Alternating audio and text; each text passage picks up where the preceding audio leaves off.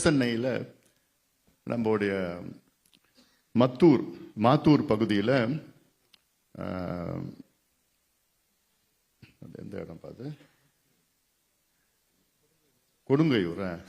கொடுங்கையூர் மாத்தூர் வடசென்னையில் அது இல்லாமல் அது குப்பை எரிவலை இன்சினரேட்டர், கார்பேஜ் இன்சினரேட்டர், இந்த ஒரு திட்டத்தை அறிவிச்சிருக்கிறாங்க. இதுக்கு 1650 கோடி ரூபாய் ஒதுக்கீடு செய்ய திட்டமிட்டிருக்கின்றார்கள். இந்த திட்டம் ஒரு ஃபெயிலியர் திட்டம், தோல்வி அடைந்த திட்டம். அமெரிக்காவில் 30 ஆண்டு காலமாக இந்த திட்டத்தை மூடிட்டாங்க. டெல்லியில இந்த திட்டம் வந்துச்சு, டெல்லியில மூடிட்டாங்க. பூனேல திட்டத்தை மூடிட்டாங்க, மும்பையில மூடிட்டாங்க. ஆனா நம்ம ஆளுங்க இப்பதான் இந்த திட்டத்தை கொண்டு வர்றாங்க. எப்படி அறிவாளிங்க பாரு நம்ம ஆளுங்க. எதுக்கு கொண்டு வர்றாங்க? இவ்வளோ எதிர்ப்பு இருக்கு. இந்த திட்டம் வந்ததுன்னா சென்னை மாநகராட்சியில் உள்ள அனைத்து மக்களும் இதில் பாதிப்பார்கள். குறிப்பாக குழந்தைகள், முதியவர்கள், பெண்கள் பாதிப்பார்கள். ஏன்னா குப்பையை எரிக்கிறது, 7.5 லட்சம் டன் குப்பையை எரிச்சு அதுல கரண்ட் தயாரிக்கணுமா. இந்த குப்பையை எரிச்சா என்ன ஆகும் தெரியல? டயாக்சின் என்பது it is organic compound, polluted compound. இது டயாக்சின் நம்ம சுவாசிச்சாலும் சரி, நம்ம உணவுப் பொருள்ல நம்ம உண்டாலும் கேன்சர் வரும். இதுல எங்க தெரியுமா அதிக பாதிப்பு வரும்? முதலமைச்சர் அவருடைய தொகுதி கொளத்தூர்ல தான் அதிக பாதிப்பு வரும். ஆனா முதலமைச்சருக்கு தெரியல. முதலமைச்சருக்கும் அந்த மக்கள் ஓட்டு போட்டு தான் இருக்கிறாங்க.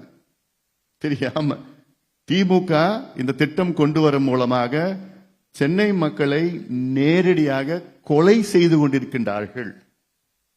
It is murder. அவ்வளவுதான். திட்டம் கேன்சர் வரும் தெரியுது. கேன்சரோட இன்னும் மோசமான பிரச்சனைகள், தைராய்டு பிரச்சனை, இம்யூனோ டிஃபிஷியன்சி பிரச்சனை, எல்லா பிரச்சனையும் வரும். ஆனாலும் இது கொண்டு வருவோம். ஏன் கொண்டு வராங்க? Corruption, collection commission. அடுத்தது அறிவுசார் நகர் கும்மிடிப்பூண்டியில் அங்க 1200 ஏக்கர், ஊத்துக்கோட்டை பகுதியில் 1200 ஏக்கர் நிலத்தை கையகப்படுத்தி அதில் ஆரணி ஆறுனுடைய ஆற்றுப்படுகை, 3 போகம் விளைகின்ற மண். அவ்வளவு செழுமையான மண். அங்க இருக்கிற மக்களை அப்புறப்படுத்தி 1700 ஏக்கர். எதுக்கு உனக்கு வேணும் அறிவுசார் நகர்? அது ஏன் இங்க தான் நடத்தணும்? ஏன் மதுரையில் எடுத்துட்டு போறது, திருவண்ணாமலை எடுத்துட்டு போறது, ராமநாதபுரத்தில் எடுத்துட்டு போறது, தூத்துக்குடியில் எடுத்துட்டு போறது? அங்க எவ்வளவு நிலம் இருக்கு, தரிசு நிலம் இருக்கு, அரசு நிலம் இருக்கு. நெல்லு விளையிற நிலத்தை ஏன் அழிக்கிறீங்க? இந்த அறிவுசார் நகர் என்னன்னா, இவங்களுக்கு வேண்டி அமெரிக்காவில் இருக்கிற ஏதாவது நிறுவனத்தில் இந்த நிலத்தை கொடுத்துடணுமா. கொடுத்துட்டு அதுல சிசிசி, என்ன சிசிசின்னா CCC, கரப்ஷன் கமிஷன் கலெக்ஷன். அடுத்தது ராணிப்பேட்டை. அங்க போய் இதெல்லாம் நான் போன இடங்கள்ல நான் சொல்லி நிறைய போயிருக்கோம். இல்லை ஜஸ்ட் ஒரு, ஏன்னா நீங்களும் உங்க முகத்தை பார்த்தாலே அது ஒரு மாதிரி எனக்கு கஷ்டமா இருக்குது. ராணிப்பேட்டையில் 1975 தமிழ்நாடு குளோரேட்ஸ் அண்ட் கெமிக்கல் லிமிடெட்னு ஒன்று இருக்கு, TCCLன்னு ஒன்று தொடங்கினாங்க. அது 89 மூடிட்டாங்க. மூடி 35 வருஷம் ஆகுது. இந்த 35 வருஷமா அங்க ஒரு 8 ஏக்கர் பரப்பளவில் அந்த கம்பெனிக்குள்ள அந்த குரோமியம், அதாவது 2.5 லட்சம் டன் குரோமிய கழிவுகள் அங்கேயே வச்சிருக்கிறாங்க. அது அப்புறப்படுத்தாம வச்சிருக்கிறாங்க 35 வருஷமா. இந்த குரோமியம் என்பது கேன்சர் உருவாக்குகின்ற ஒரு பொருள், நச்சு பொருள். இதுல என்னன்னா, சாதாரணமா குரோமியம் என்பது பெர்மிசிபிள் லிமிட் ஆஃப் குரோமியம் என்பது 0.05 மில்லிகிராம் பெர் லிட்டர். 0.05. அந்த ஃபேக்டரியில இருக்கிற இடத்துல எவ்வளவு தெரியுமா குரோமியம் இருக்கு? 5996 மில்லிகிராம் பெர் லிட்டர். 5996. பெர்மிசிபிள் 0.05. அது இல்லாம அந்த சுத்தி இருக்கிற கிராமங்கள் உள்ள நிலத்தடி நீர்ல எவ்வளவு தெரியுமா இருக்கு குரோமியம்? 277 milligram per litre. 277. இதத்தான் காலங்காலமா 36 வருஷமா குடிச்சிட்டு இருக்காங்க அந்த மக்கள். அடையார் கேன்சர் இன்ஸ்டிடியூட்ல என்ன சொன்னாங்கன்னா, அதிகமா கேன்சர் வர மாவட்டம் எங்கிருந்து வருதுன்னா ராணிப்பேட்டை மாவட்டத்திலிருந்து வருது. இந்த தொகுதி யாருடைய தொகுதினா அமைச்சர் காந்தி பேர் வச்சிருக்கிறார் பேர், அவருடைய சொந்த தொகுதி. அவரும் வீடும் அங்கதான் இருக்குது. அவரு பிள்ளைங்க அவர் பேர பிள்ளைங்க இந்த தண்ணி தான் குடிக்கிறாங்க. அவர் 3 முறை 4 முறை எம்எல்ஏ. அப்ப என்ன செய்யறீங்க? எவ்வளவு பெரிய ஒரு இதுக்கு பசுமை தீர்ப்பாயம், எத்தனையோ தீர்ப்புகள், நீதிமன்றம் தீர்ப்புகள், ஒவ்வொரு முறையும் உத்தரவாதம், அப்புறம் கலெக்டர்ல இருந்து சீஃப் செக்ரட்டரி போய் வந்து ஒண்ணுமே நடக்கல. அந்த குரோமியத்தை அப்புறப்படுத்தலைன்னா ஒட்டுமொத்த மாவட்டமே நாசமாயிட்டு இருக்கு. அடுத்தது வேலூர், அந்த ஒட்டேரி பூங்கா, அங்க வேலூர் நகரத்துல போனோம். அது வந்து அந்த ஒட்டேரி பூங்கால பெரிய பூங்கா. அந்த பூங்கா வந்து ஒரு பெரிய ஏரி ஒட்டேரியில பக்கத்துல இருக்கு. அந்த ஒட்டேரியில பாத்தீங்கன்னா ஒரு காலத்துல தண்ணி வந்தது. ஆனா இப்ப எல்லாம் தண்ணி எல்லாம் தூர்ந்து போய் குப்பையை எரிச்சிட்டு இருக்கிறாங்க அதுல. அதே அப்புறம் கிருஷ்ணகிரி மாவட்டத்தில் எண்ணேகோல் புதூர் தும்பல் அலி திட்டம், எண்ணேகோல் புதூர் படேதலா திட்டம் என்று அங்க தென்பண்ணை ஆற்றுல ஒரு தடுப்பணை கட்டி அதுல வந்து தருமபுரிக்கு கிருஷ்ணகிரி 2 மாவட்டத்தில் உள்ள ஏரிகளும் அங்க தருமபுரியில தும்பலஹள்ளி டேம் நிரப்பணும்.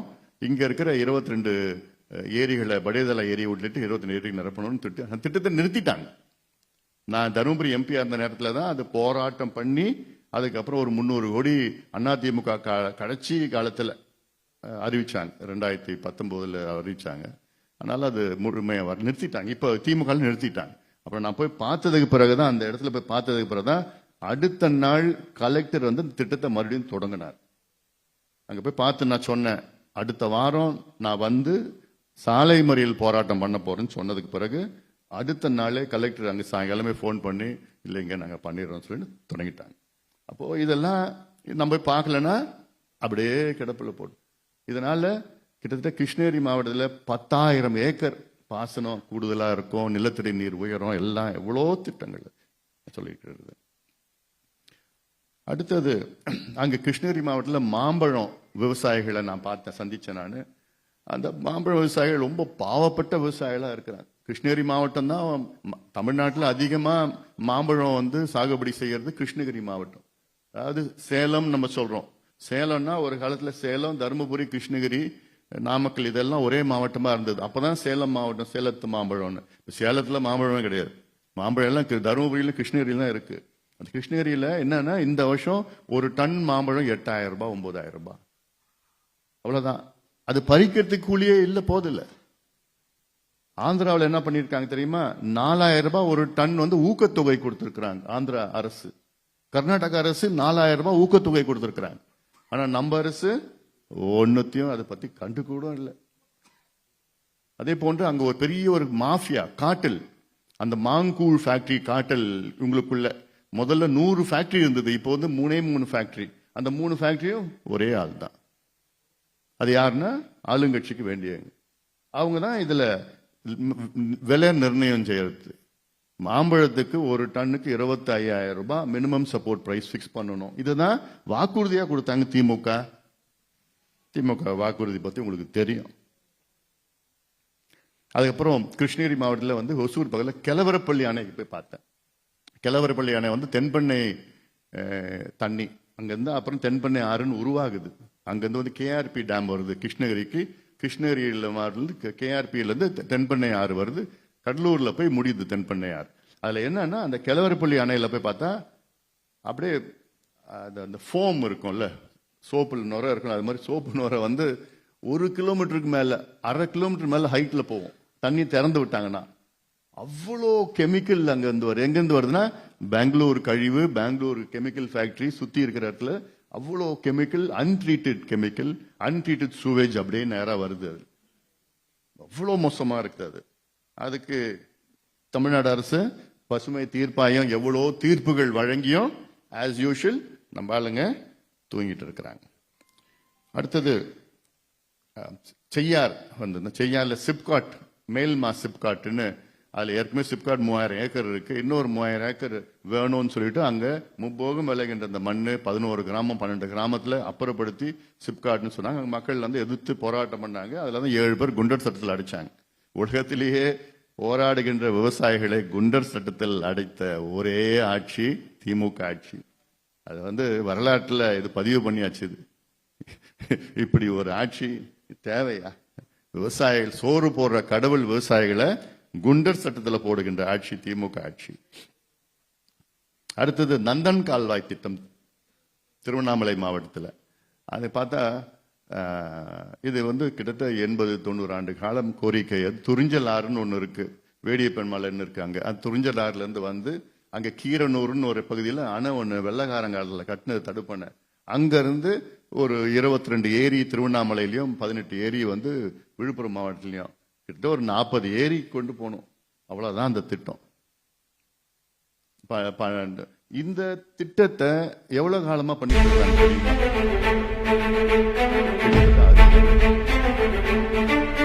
நான் போய் பார்த்துட்டு அங்க இருக்கிற அமைச்சரை பத்தி பேசினேன். நம்மளுடைய எத்திராஜரு வஜ்ரவேலு என்கின்ற ஏவா வேலு பத்தி நான் பேசினப்போ உடனே அவர் அடுத்த நாள் பேசுறாரு. அன்புமணிக்கு 3 வயசு அப்போ நாங்க இந்த திட்டத்தை அறிவிக்கிறப்போ.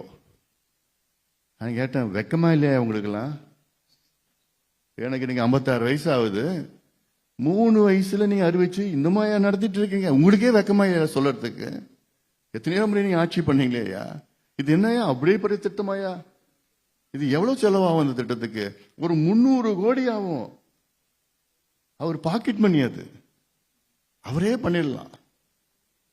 அரசாங்கம் கூட கேட்க வேண்டாம். அங்க இருக்கிற தண்ணி எப்பயாவது தான் தண்ணி வருது. அங்க அந்த தண்ணியை எடுத்து இந்த ஏரிக்கு நிரப்பினா அங்க நிலத்தடி நீர் விவசாயம் பெருகும். அவ்வளவுதான் திட்டம். ஆனா தேர்தல் வந்துச்சுன்னா இப்ப இன்னும் அடுத்தது நந்தன் கால்வாய், நந்தன் கால்வாய், நந்தன் கால்வாய். மாத்தி ரெண்டு பேர் மாத்தி இவங்களும் அவங்களும் தான் பண்ணிட்டு இருப்பாங்க. ஆனா ஒண்ணுமே இல்லாத ஒரு திட்டம் அது. இத கூட செய்ய திறமை இல்ல, எதுவும் இல்லை. அடுத்தது செஞ்சிக்கோட்டை போனேன். செஞ்சிக்கோட்டை யுனெஸ்கோ அங்கீகாரம் பெற்றது. இப்போ சமீபத்தில் யுனெஸ்கோ அங்கீகாரம் கொடுத்துருக்குறாங்க. பெரிய நல்ல கோட்டை அது. அதுல காடவராயர் அந்த காலத்தில் 875 நினைக்கிறேன் செஞ்சிக்கோட்டையை கட்டினார். அதுக்கப்புறம் யாரோ முகலாயர்கள் வந்தாங்க, மராத்தியர்கள் வந்தார்கள், அப்புறம் டேனிஷ் வந்தாங்க, பிரெஞ்சு வந்தாங்க, பிரிட்டிஷ் வந்தாங்க, அப்புறம் எல்லாமே வந்தாங்க, எல்லாம் வந்தாங்க, பார்த்தாங்க. இப்போ அது சுற்றுலா தலமா மாற்றணும், எதுவுமே கிடையாது, அடிப்படை வசதி கூட கிடையாது. யுனெஸ்கோ அங்கீகாரம் பெற்றது எந்த எல்லாம் கிடையாது. ஆனா இவங்க என்ன சொல்லுவாங்க? முதலமைச்சர் ஸ்டாலின் அவர்கிட்ட கேட்ட என்ன சொல்லுவாரு? கடிதம் எழுதுவார், கண்மணி அன்போடு. அப்புறம் பண்ருட்டியில் முந்திரி விவசாயிகளை பார்த்தோம். முந்திரி விவசாயிகளும் பலா விவசாயிகளும். முந்திரி நான் சொல்லியிருக்கிறேன், பண்ருட்டியில் தமிழ்நாட்டில் ஒரு 4-5 மாவட்டத்தில் முந்திரி சாகுபடி இருக்கு. பண்ருட்டி, அரியலூர், புதுக்கோட்டை முக்கியமான இந்த மாவட்டங்கள்லாம் இருக்கு. அதான் அதிகமா பண்ருட்டி இது கடலூர் மாவட்டத்தில் அதிகமா இருக்கு. 50 விழுக்காடு கொள்முதல் கடலூர் மாவட்டத்தில். ஆனா தேர்தலுக்கு முன்பு என்ன சொன்னாங்க திமுக? நாங்கள் முந்திரி பதப்படுத்துகின்ற ஒரு மண்டலத்தை உருவாக்குவோம், முந்திரிக்கு தனி வாரியம் அமைப்போம். ஒன்னுத்தையும் பண்ணல. நாங்க போற ஒரு 4 மாதத்துக்கு முன்னாடி ஒரு அறிவிப்பு வந்தது. அறிவிப்பு மட்டும்தான் வரும், நிதியே 1 பைசா கூட இல்லை. பலானா கேரளாவில் பாத்தீங்கன்னா அங்க கவர்மெண்ட்ல பலா இருக்கு. அங்க 200 வகையான பொருட்களை பலால இருந்து தயாரிக்கிறாங்க. எங்க கேரள அரசு ஊக்குவிக்கிறாங்க அங்க. ஆனா இங்க அதை பத்தி என்னன்னு கூட என்ன. அந்த தொகுதியில தான் யார் இருக்கா? பெருமை மிக்க நம்ம வேளாண் துறை அமைச்சர். என்ன பண்ணுறது, தலையெழுத்து. அடுத்தது மீனவர்கள் அங்க போய் பார்த்தேன். நான் கடலூர்ல போய் பார்த்தேன். அங்க தேவனாம்பட்டினம் அங்க போய் பார்த்தப்போ அவங்க கோரிக்கை என்னன்னா, அவங்க மீனவர்கள் பழங்குடி இனத்தை சார்ந்த அந்த பட்டியல் மீனவர்களும் சேர்க்கணும்னு ஒரு கோரிக்கை வச்சாங்க. அப்புறம் நான் எக்ஸ்பிளைன் பண்ணேன், இதெல்லாம் வேண்டாம், இது ரொம்ப டிடிஎஸ் ப்ராசஸ், நீங்க அது மத்திய அரசு தான் கொடுக்கணும். உங்க கோரிக்கை, மீனவர்கள் கோரிக்கை என்னன்னா, தமிழ்நாட்டை கேளுங்க, எங்களுக்கு தனி ஒதுக்கீடு வேணும், இல்லை உள் ஒதுக்கீடு வேணும்னு கேளுங்க, நியாயமான கோரிக்கை, நான் உங்களுக்கு போராடுறேன் சொல்லிட்டு அவங்கள தூண்டில் வளைவு அந்த சின்ன சின்ன துறைமுகங்கள்லாம் கேட்டாங்க. அதையும் கொடுக்கறதுக்கு இவங்களுக்கு மனசும் கிடையாது, எதுவும் தெரியல உங்களுக்கு. வள்ளலார் பன்னாட்டு மையம் என்று ஒன்று உருவாக்கி இருக்கிறாங்க சமீபத்தில். அதுல என்ன பண்ணிருக்காங்க, வள்ளலார் பெருவழி இருக்கு. அந்த வள்ளலார் பெருவழியில அதை பாதி எடுத்து ஃபென்சிங் எல்லாம் போட்டுக்கிட்டு அதுல எதுமோ கட்டுறாங்கன்னு சொன்னாங்க. அதை தொடர்ந்து நாங்க போய் போராடிட்டு இருக்கிறோம். வள்ளலார் அவருடைய கடைசி ஆசை என்ன தெரியுமா, அந்த வள்ளலாருடைய பெருவழி அது அப்படிதான் இருக்கணும், அதுல எந்த கட்டுமானம் இருக்கக்கூடாதுன்னு வள்ளலார் அவருடைய ஆசை. ஆனாலும் இவங்க என்ன பண்றாங்க, அதுல தான் நாங்க கட்டுவோம். வள்ளலார் பன்னாட்டு மையம்னு தொடங்கினாங்க. அந்த யார் மையத்துக்கு யார் தெரியுமா தலைவர், முதலமைச்சருடைய மைத்துனர். சரி, நீங்க தொடங்குனீங்க, அது ஏன் அங்கதான் பண்ணணும்னு இருக்குது, பக்கத்துல நீங்க பண்ணுங்களேன். எவ்வளவு பெரிய பில்டிங், வள்ளலார் பத்தி உலகம் முழுவதும் பண்ணணும், மாற்று கருத்து கிடையாது, தெரியணும். ஆனா அங்க ஏன் கட்டுறீங்க? இப்போ அடுத்தது இப்போ தைப்பூசம், தை மாசம் வரப்போகுது. தைப்பூசம் 15 லட்சம் பேர் வருவாங்க. 15 லட்சம் பேர். அந்த எல்லா கதவும் திறந்தோன்னா அந்த ஒளி வரும், அங்க ஞான சபையில இருந்து அந்த ஒளி வரும், எல்லா கதவும் அப்போ சுத்தி மக்கள் நிக்கணும். இப்ப பார்த்தா பேரிகேட் போட்டு இருக்காங்க.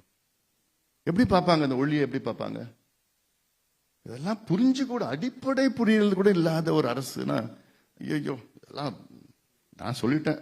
வள்ளலாருடைய சாபம் சாதாரண சாபம் இல்லைன்னு சொல்லிட்டேன் நான். அது யார் கை வச்சாலும் அதுக்கு மேல சொல்ல முடியாது. அடுத்து வீராண ஏரி போய் பார்த்தேன். வீராண ஏரி நம்முடைய முன்னோர்கள் சோழர்கள் வெட்டிய ஏரி. அந்த வீராண ஏரி அப்ப வெட்டின நேரத்தில் 47.5 அடி இருந்தது, இன்னைக்கு 20 அடி தான் இருக்கு, தூர்ந்து போயிடுச்சு. அப்படியே இங்க அதை தூர்வாரணும், இது வரைக்கும் ஆட்சி யாருமே அதுக்கு தூர்வாரல. இந்த அந்த தண்ணி நம்ம எங்க சென்னையில் நம்ம குடிக்கிற தண்ணி அதுதான். அது கூட அட்லீஸ்ட் அதுக்காவது தூர் வாங்குறாங்கன்னா அதுக்கும் தூர் வாரத்துக்கு இவங்களுக்கு மனசு கிடையாது. ஆனா கணக்கு எடையாவது 100 கோடி 200 கோடி கணக்கு வச்சுக்கிட்டு நாங்க முடிச்சிட்டோம் வேலையேன்னு. இந்த கடல்ல கல் கொட்டுவாங்க பாரு, அது மாதிரிதான். கடல்ல கல் கொட்டிட்டேன்னா கொடுத்துருவாங்க, பில்லு கொடுத்துருவாங்க. எங்கேயா கல்லுன்னா கடல்ல கொட்டிட்டோம், நீ போய் பாரு. எப்படி போய் கடல்ல போய் பார்க்கறது? அடுத்தது கொள்ளிடம் ஆற்றில அலக்குடின்னு ஒரு இடம் இருக்குது. அந்த அலக்குடியில தடுப்பணை கட்டணும்னு 2017 முதல்ல நான் போராட்டம் பண்ணேன். அதன் பிறகு 2022 அங்க மறுபடியும் போய் போடுறேன். அப்புறம் முதலமைச்சர் போய் பார்த்தேன். முதலமைச்சரும் அதிகாரிகளை கூப்பிட்டு வச்சு பண்ணுன்னு சொன்னாரு. இன்னைக்கு வரைக்கும் நடக்கல. இப்ப 3வது முறை போய் பாக்குறாங்க. ஏன் நான் அந்த இடத்துல தடுப்பணை கட்டணும்னா, கொள்ளிடம் ஆத்துல கடல்ல இருந்து உள்ள உப்பு நீர் உள்ள வருது. 22 கிலோமீட்டர் உள்ள வருது கடல்ல இருந்து தண்ணி. கொள்ளிடம் பிரிட்ஜ் நீங்க பார்த்திருப்பீங்களா, அந்த பிரிட்ஜ் வரைக்கும் தண்ணி வருது, கடல் நீர் வருது, உப்பு நீர் வருது. அப்போ நினைச்சு பாருங்க, அந்த அலக்குடி என்பது சுத்தி விவசாய பகுதி. நான் போய் அங்க என்கிட்ட முதல் கோரிக்கை என்ன வச்சாங்க தெரியுமா விவசாயிகள்? ஐயா எங்களுக்கு குடிக்கிறது தண்ணி கொடுங்க. விவசாயத்துக்கு இல்ல, குடிக்கிறது தண்ணி கொடுங்க.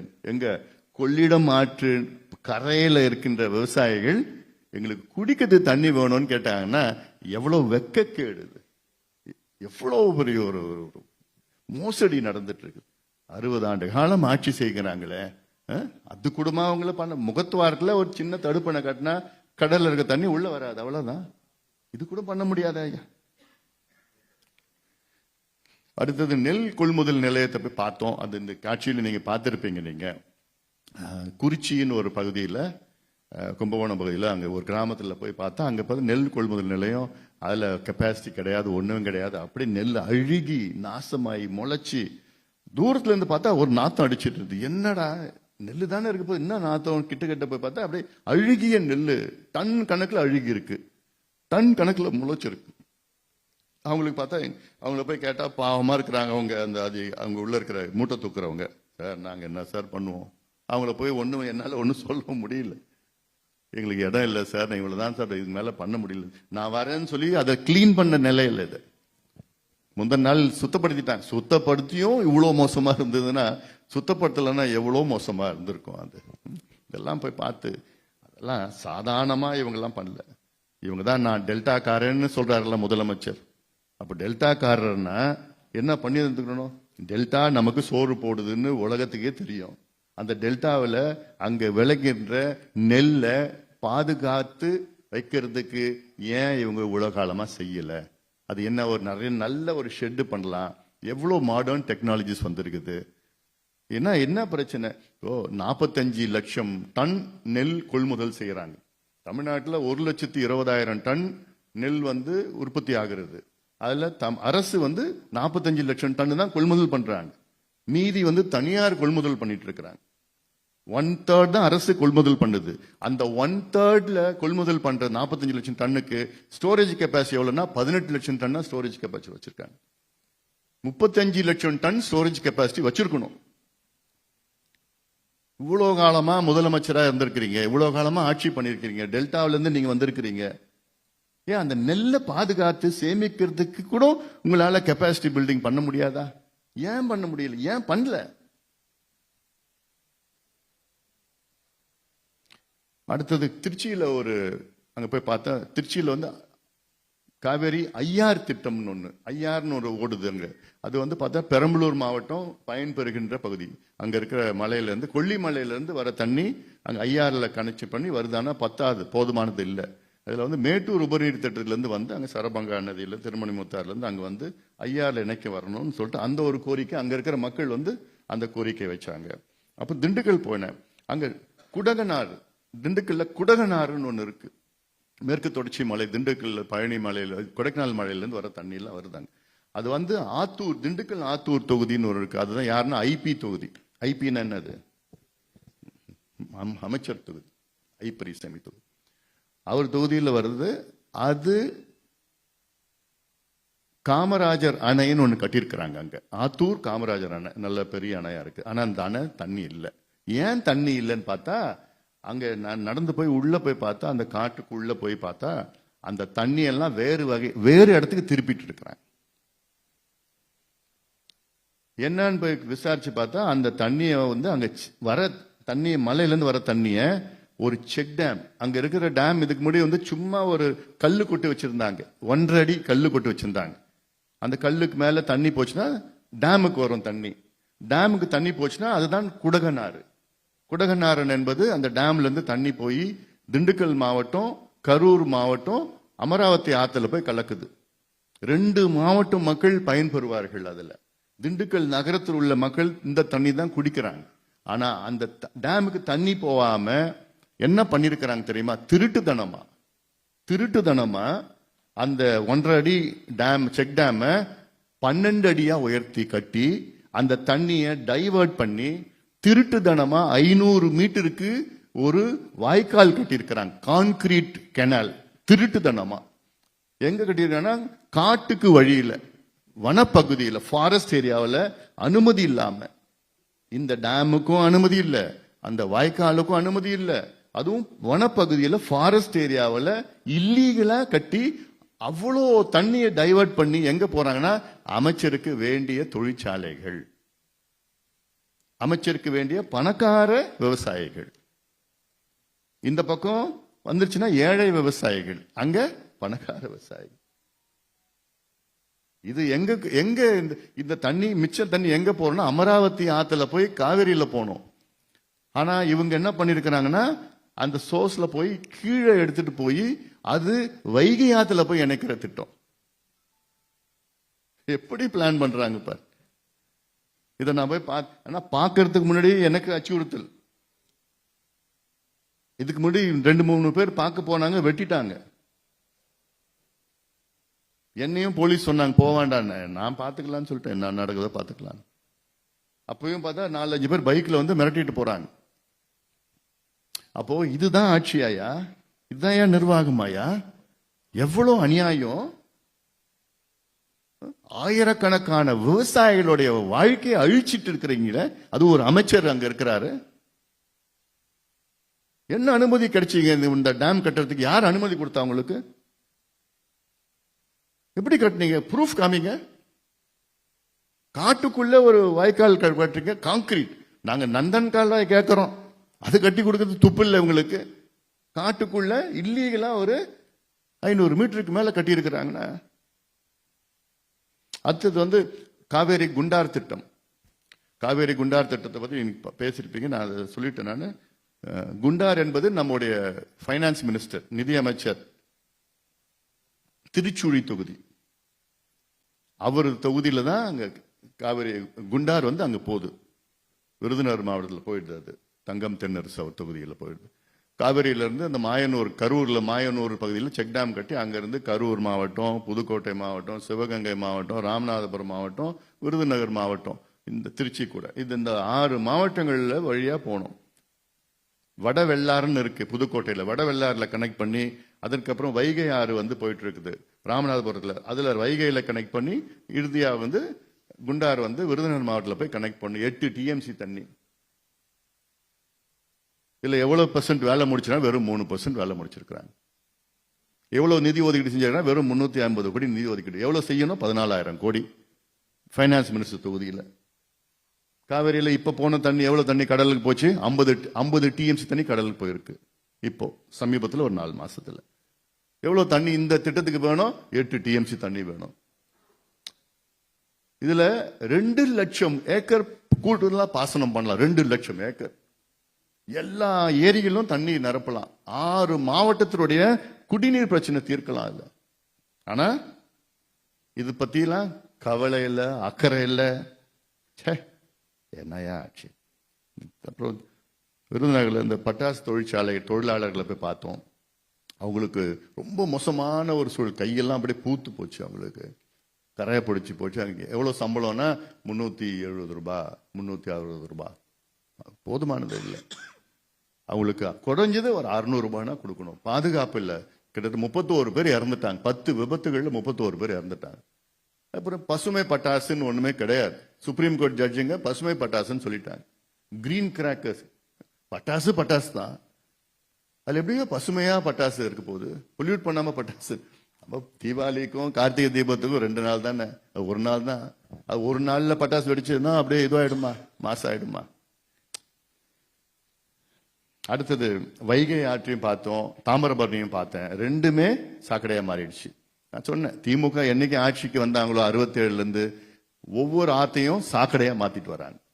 முதல்ல கூவமாத்த சாக்கடையா மாத்தினாங்க, அடுத்தது அடையார் ஆத்த சாக்கடையா மாத்திட்டாங்க, அடுத்தது வைகை ஆத்த மாத்திட்டாங்க, நொய்யல் ஆத்த மாத்திட்டாங்க, இப்ப தாமிரபரணி ஆத்த மாத்திட்டு இருக்கிறாங்க. இது இல்லாம சேலத்துல அடுத்தது நான் சொல்ல போறேன். அதாவது இந்தியாவில் வந்து கிட்டத்தட்ட 670 பொல்யூட்டட் ரிவர்ஸ் இருக்கு. இது வந்து மத்திய அரசு ஆய்வு. அந்த 670 தோராயமா நான் சொல்றேன், I may be little bit 10 or minus. 670ல 250 கிட்டத்தட்ட ஆறுகள் வந்து மோஸ்ட் பொல்யூட்டட். அந்த 250ல 37 ஆறுகள் வந்து எக்ஸ்ட்ரீம்லி பொல்யூட்டட். அந்த 37 ஆறுகள்ல எக்ஸ்ட்ரீம்லி பொல்யூட் ஆறுகள்ல 5 ஆறுகள் தமிழ்நாட்டில் இருக்கு. அந்த 5 ஆறுகள்ல 3 ஆறுகள் சேலத்தில் இருக்கு. சரபங்கா நதி, திருமணிமுத்தாறு நதி, வசிஷ்ட நதி. மீதி 2 கூவம் நதியும் அடையார் நதியும் சென்னையில் இருக்கு. மீதி 2. அப்போ இவ்வளோ மோசமா, இவ்வளோ இயற்கை வரங்கள்லாம் நம்ம வச்சுக்கிட்டு, இயற்கை வளங்கள்லாம் வச்சுக்கிட்டு நாசப்படுத்திக்கிட்டு, இவங்களுக்கு அதை பத்தி என்ன, ஆற்றினுடைய நன்மைகள், நீர் மேலாண்மை, இதெல்லாம் அதை பத்தி அக்கறை இல்லாத ஒரு அரசு திமுக அரசு. தேவையே கிடையாது. நொய்யல் ஆறு, நோய் தீர்க்கின்ற ஆறு நொய்யல் ஆறு. இன்னைக்கு பார்த்தா அது கையை வச்சாலே நமக்கு வந்துடும். சூரி, சரங்கு, படகு, எல்லாம் வந்துடும். அப்புறம் மஞ்சள் விவசாயில போய் பார்த்தேன். மஞ்சள் விவசாயிகள் ஒரு குவிண்டால் 100 கிலோ மஞ்சளுக்கு 25,000 ரூபாய் குறைஞ்சபட்ச ஆதரவு விலை நிர்ணயிக்க வேண்டும். இதெல்லாம் திமுக சத்தியம் பண்ணாங்க எலெக்ஷனுக்கு முன்னாடி. நாங்க மினிமம் சப்போர்ட் பிரைஸ் மஞ்சளுக்கு கொடுப்போம்னு சொல்லிட்டு தான் பண்ணிருக்காங்க. ஒண்ணுமே இல்லை. அது இல்லாம மஞ்சள் வந்து அந்த புவிசார் குறியீடு நமக்கு பெருமை. ஈரோடுல வர மஞ்சள் வந்து பாத்தீங்கன்னா 90% குர்குமின் இருக்கு. அதாவது உலக அளவில், உலகத்தில் உள்ள 80% மஞ்சள் இந்தியாவில் விளையுது. இந்தியாவில் இருக்கிற நிறைய மஞ்சள் வந்து நம்ம மற்ற மாநிலங்கள்லாம் இருக்கு. ஆனா ஈரோடு மஞ்சள் வந்து ஸ்பெஷல். அது அப்படி எவ்வளவு பெரிய பெருமை இது. அது அந்த விவசாயிகளுக்கு எவ்வளவு நம்ம உதவி பண்ணணும், ஊக்குவிக்கணும். மஞ்சள்னா இட் இஸ் ஜஸ்ட் சும்மா ஒரு உணவுப் பொருள் மட்டும் இல்ல. மஞ்சள் வந்து உடம்புக்கு உள்ளேயும் சரி வெளியிலயும் சரி மெடிசினல் ப்ராப்பர்ட்டிஸ் எவ்வளவு இருக்கு. கேன்சர் கியூர் பண்ற அளவுக்கு மஞ்சள் இருக்குன்னு எல்லாம் இருக்கு. ஆனா அதை பத்தி நம்ம ஊர்ல விளையிற மஞ்சள் அவ்வளோ நல்லா இருக்கு. புவிசார் குறியீடு வந்ததும் அதை பத்தி ஸ்டாலின் அவர்களுக்கு தெரியுமா? தெரியாது. அத்திக்கடவு அவிநாசி திட்டம் அங்க போய் பார்த்தேன் நான். அத்திக்கடவு அவிநாசி திட்டம் இன்னைக்கு இட்ஸ் அ ஃபெயிலியர், தோல்வி அடைஞ்சிச்சு, ஃபெயிலியர். ஏன்னா நிறைய ஏரி 80% ஏரிக்கு தண்ணி போல, இன்னைக்கு 20% தண்ணி போயிருக்கு. 1700 கோடி ரூபாய் செலவு பண்ணிருக்கிறாங்க. அப்பவே நான் சொன்னேன் இது வராது, பில்லூர் அணையிலிருந்து இந்த பக்கத்தில் தண்ணி எடுத்து கொண்டு வந்தாதான் வரும். இது காளிங்கராயன் வாய்க்கால இருந்து அங்கிருந்து வேற நீரேற்று மூலமா 6 இடத்துல நீரேற்று மூலமா கொண்டு வராங்க, அது வராதுன்னு சொன்னேன். அதே மாதிரி நடந்து போச்சு. இப்பயாவது அது பார்ட் 2, அத்திக்கடவு அவிநாசி திட்டம் பார்ட் 2 அப்படின்னு சொல்லி கொண்டு வந்து இதுல கிட்டத்தட்ட ஒரு 3000 கோடி ரூபாய் ஒதுக்கீடு செய்து அதை தண்ணி அந்த பகுதிக்கு கொண்டு வரணும். திருப்பூர் மாவட்டம், ஈரோடு மாவட்டம், கோவை மாவட்டம், இந்த டேம், மேட்டூர் டேம் போய் பார்த்து நான் சொன்ன படத்துல பார்த்துருப்பீங்க. பச்சை கலர்ல ஸ்கொயர் கிலோமீட்டர் அளவுல பச்சை கலர்ல இவ்வளோ திக்கா இருக்கு. இவ்வளோலாம் இல்லை, இவ்வளோ குச்சி வச்சு பார்த்தோம். இவ்வளோ திக்கு பச்சை கலர்ல ஃபுல்லா முழுக்க ஆயிலி கெமிக்கல். அது ஆயிலி கெமிக்கல் அப்படியே கிலோமீட்டர் கணக்கில் மேட்டூர் டேம்ல இருக்கு. நான் போய் பார்த்தேன். என்னன்னா அப்படியே அங்க இருக்கிற கழிவு, chemical waste, oil waste, chemical waste வருது. அந்த தண்ணி தான் நீங்களும் குடிக்கிறீங்க. நீங்க நினைச்சுக்காதீங்க மேட்டூர் டேம் தண்ணி நாங்க இல்ல. மேட்டூர் டேம் தண்ணி வீராணை ஏரிக்கு வருது. வீராணை ஏரியிலிருந்து உங்களுக்கு கொடுக்குறாங்க, சென்னை கொடுக்குறாங்க. அதனால நீங்களும் குடிக்க, ஊடக நண்பர்களே நீங்களும் தண்ணி தான் குடிக்கிறீங்க. அப்புறம் செட்டிப்பட்டி காவிரி தண்ணி, அப்புறம் காவிரி சரபங்கா, அதான் சொன்னேன்.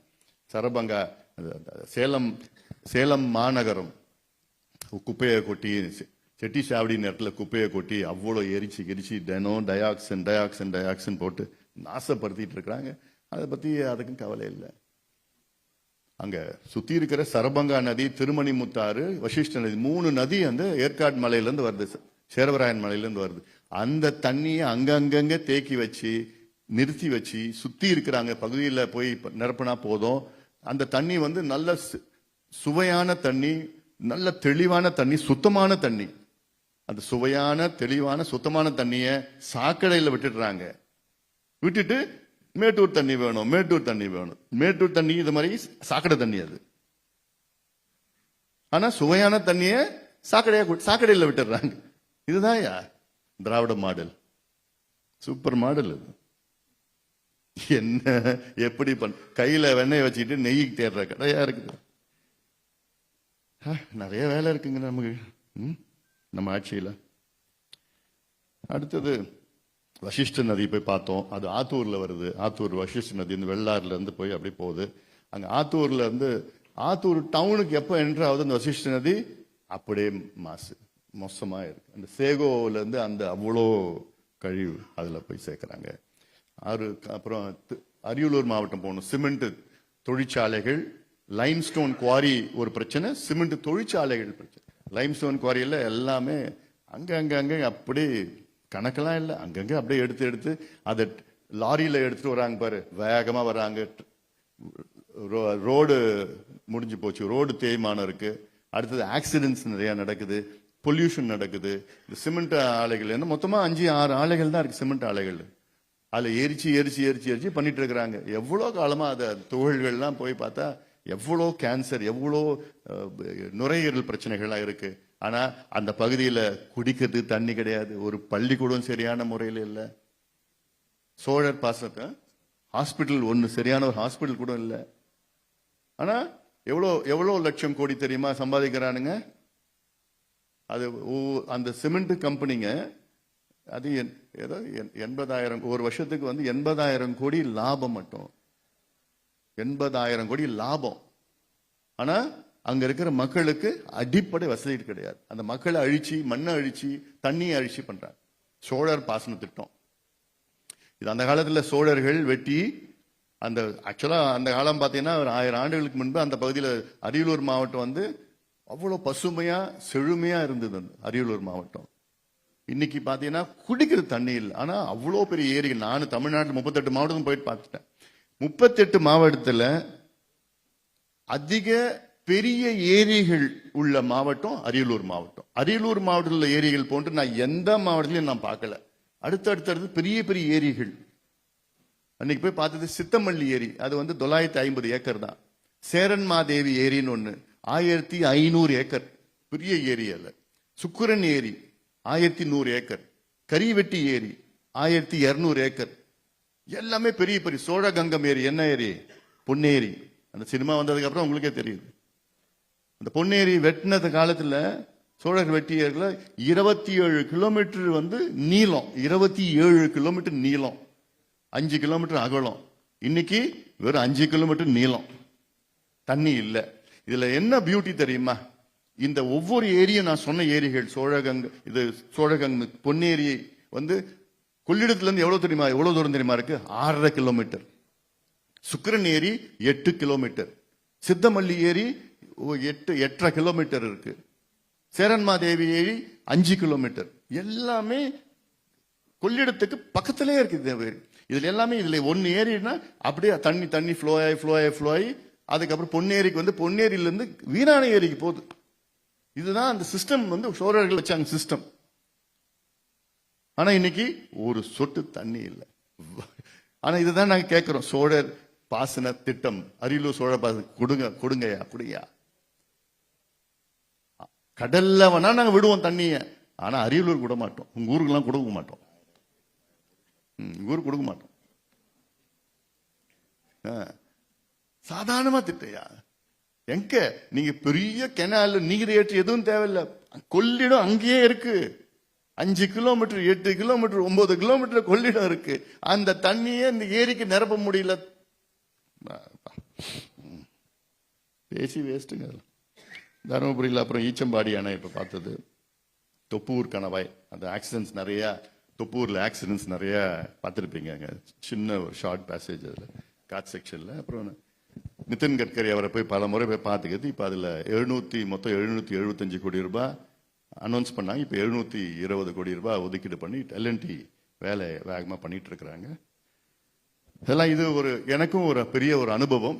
இந்த 108 நாட்கள் போய் எல்லா பகுதியிலையும் எல்லா தரப்பு மக்களையும் சந்திச்சு, எல்லா அங்க இங்க இருக்கிற நேரடியாக சந்திக்கின்ற எனக்கு ஒரு வாய்ப்பு இந்த பயணத்தின் மூலமாக எங்களுக்கு எல்லாம் கிடைச்சது. அதனால இது தொடர்ந்து, இது வந்து it's not a one off program. இது தொடர்ச்சியாக நிச்சயமாக அடுத்து போராட்டங்கள் அடுத்தடுத்து நாங்க செஞ்சிட்டு இருக்கிறோம், செய்ய சொல்லிட்டோம், செஞ்சிட்டு இருக்கிறோம். அதனால இது வந்து உங்ககிட்ட சொல்லணும், இதெல்லாம் ஒரு அனுபவமாக கொண்டு வந்திருக்கிறோம். அதுக்கப்புறம் உங்களுக்கே தெரியும், விடியல் எங்கேன்னு ஒரு இடையில ஒரு புத்தகத்தை, ஒரு ஆவணத்தை நாங்க வெளியிட்டோம். திமுக 505 வாக்குறுதிகள் கொடுத்தார்கள். அதில் வெறும் 66 வாக்குறுதிகள் மட்டும்தான் நிறைவேற்றியிருக்கின்றார்கள். வெறும் 13% அவ்வளவுதான் பண்ணியிருக்கிறாங்க. அதுக்கு பிறகு போன வாரம் வந்து நம்முடைய திமுக அரசின் பொய் முதலீடுகள், தொழில் முதலீடுகள், பொய் முதலீடுகள், அவங்க சொன்னாங்க 11,32,000 கோடிக்கு முதலீடு வந்து விட்டது, 34 லட்சம் பேருக்கு வேலை கிடைத்து விட்டது என்று தொடர்ந்து முதலமைச்சரும் நிதி அமைச்சரும் தொழில் அமைச்சரும் தொடர்ந்து சொன்னதுக்கு அது வந்து அந்த பொய்யை வந்து வெளியில கொண்டு வந்தோம். அதுக்கப்புறம் தொழில் அமைச்சர் சொன்னாரு 80% முதலீடு வந்துடுச்சுன்னு சொன்னாரு. அப்ப இந்த புத்தகம் வெளியிட்டோன்னா 23% வந்துடுச்சுன்னு சொன்னாரு. அதுவும் பொய், வெறும் 8% தான் முதலீடு வந்திருக்குது. அதனால இதெல்லாம் ஒரு பொய் விளம்பரம் வச்சுக்கிட்டு தான் திமுக ஆட்சியை நடத்தி கொண்டிருக்கின்றார்கள். அந்த வகையில எங்களுடைய வேலையை, நல்ல ஒரு பிரதான எதிர்கட்சியாக எங்களுடைய வேலையை தொடர்ந்து நாங்கள் செய்து கொண்டிருப்போம். மக்களை சந்தித்து எங்களுடைய கொண்டிருப்போம். கேள்விகள் ஏதாவது இருக்கா?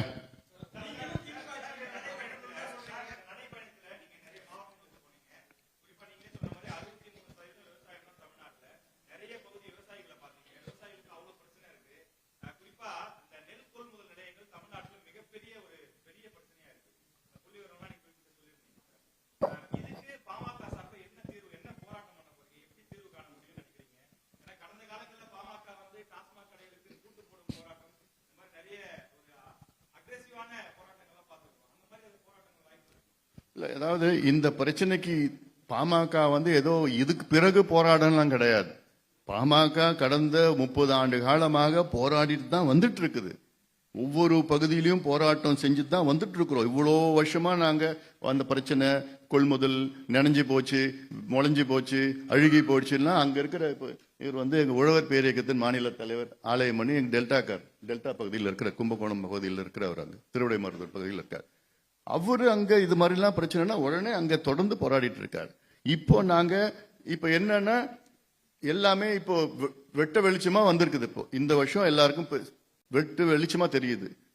இப்போ ஒரு எக்ஸாம்பிள், கும்பகோணம் ரயில்வே ஸ்டேஷன்ல கிட்டத்தட்ட ஒரு 38,000 மூட்டை விளைஞ்ச நெல், அப்படி முளைச்ச நெல் அப்படி பாக்குறது, அந்த காட்சிகள்லாம் நீங்க பாத்தீங்க.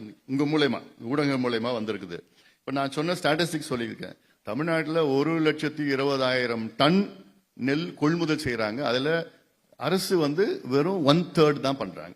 42,000 டன் 45,000 டன் தான் பண்றாங்க.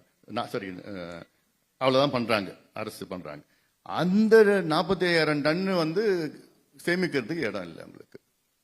18,000 டன்னுக்கு தான் இடம் இருக்குது அவங்களுக்கு, சேமிக்கிறதுக்கு இடம் இருக்குது இல்ல.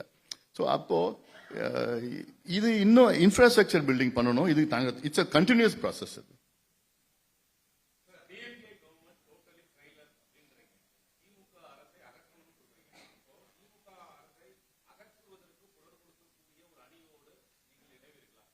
நிச்சயமா இணையும்.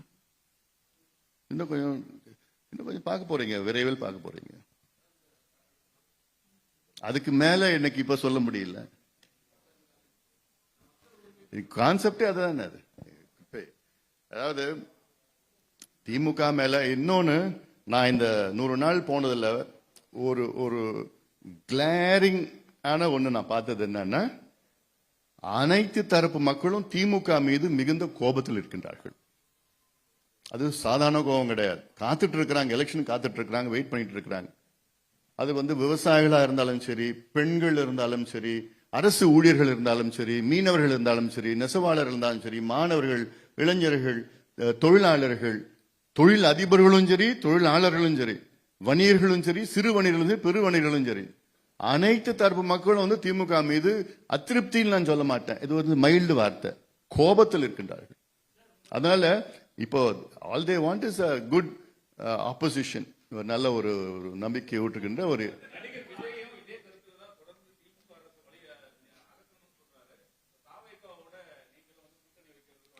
எங்களுடைய நிலைப்பாட்டை நாங்கள் விரைவில் அறிவிப்போம்.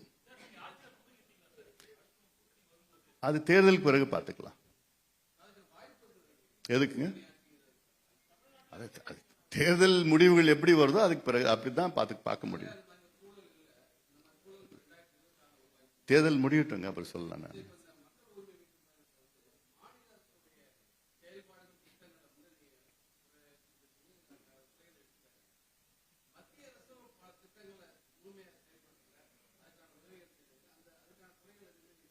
இருக்குங்க, நான் இதெல்லாம் சொல்லிட்டு இருக்கிறோம். நாங்க பல குறைகள் சொல்லிட்டு இருக்கிறோம். நாங்க அது நீங்க அந்த கண்ணோட்டத்தில் பார்க்கவே இல்லை. நீங்க ஒல்லி இதுதான் பாக்குறீங்க தவிர அதை நீங்க பார்க்கல. நீங்க நிறைய சொல்லியிருக்கு.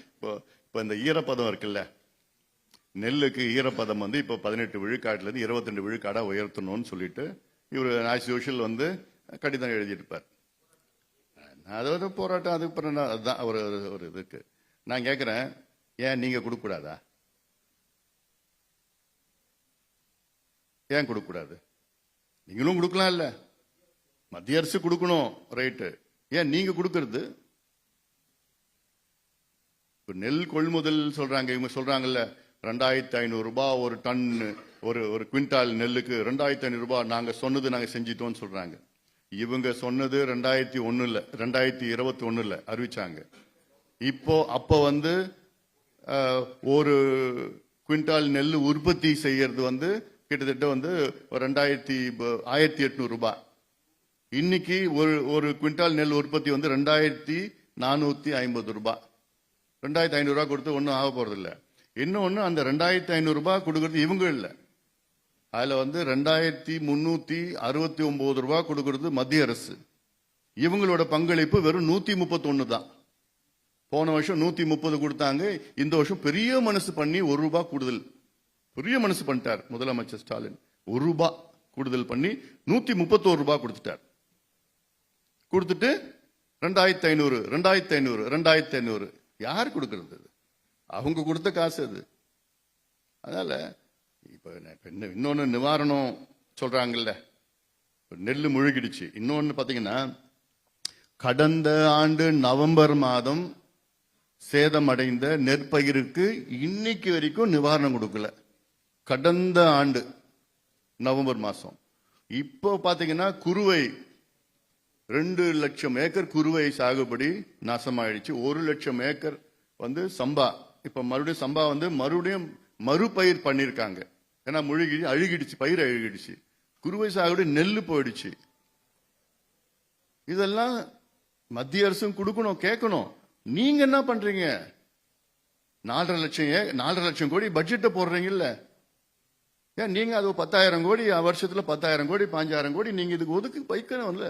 இப்பதான் நம்ம காலநிலை மாற்றம், பருவநிலை, இப்ப இன்னொரு புயல் வரப்போகுது, தொடர்ந்து வந்துட்டு இருக்குது இல்ல, அதான் தெரியுது இல்ல. அதற்கு நீங்க தயாரா வச்சிருக்கணும். நான் மத்திய அரசு இதுல என்னென்ன இதுல பிரச்சனை எல்லாம் இருக்குது, நிச்சயமா அதுல நாங்க எடுத்து தைரியமா நாங்க சொல்றோம். நாங்க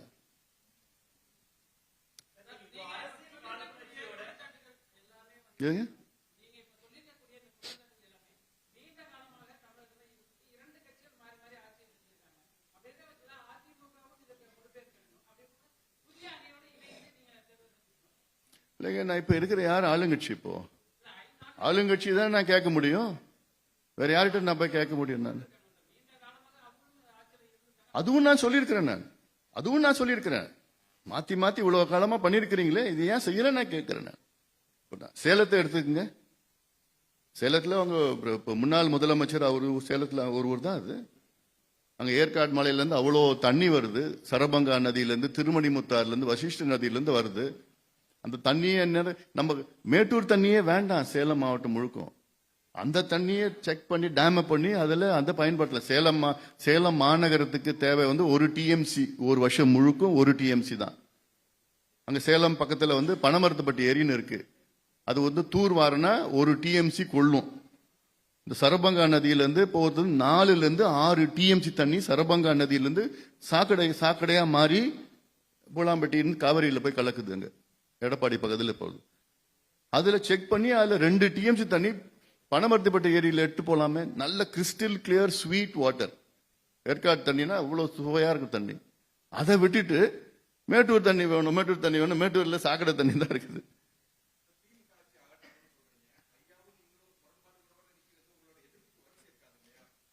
அதை பத்தி எனக்கு நான் இந்த கேள்விக்கு நான் பதில் சொல்ல விரும்பல. நான்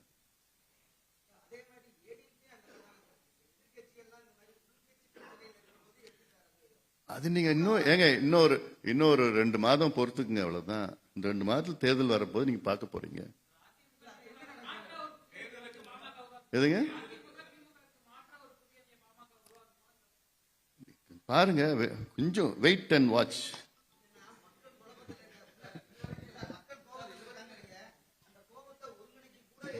நிச்சயமா நடக்கும், உங்க எண்ணம் நிறைவேறும்.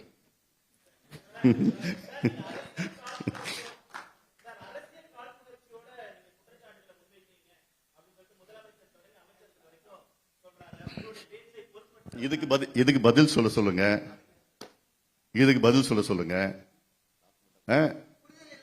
டாக்குமெண்டே கொடுத்துட்டோம். அவங்களுக்கு கொடுக்க சொல்லுங்க. இதுக்கு மறுப்பு கொடுக்க சொல்லுங்க, இல்ல ஒரு மேடையை போட சொல்லுங்க. இது மறுப்பு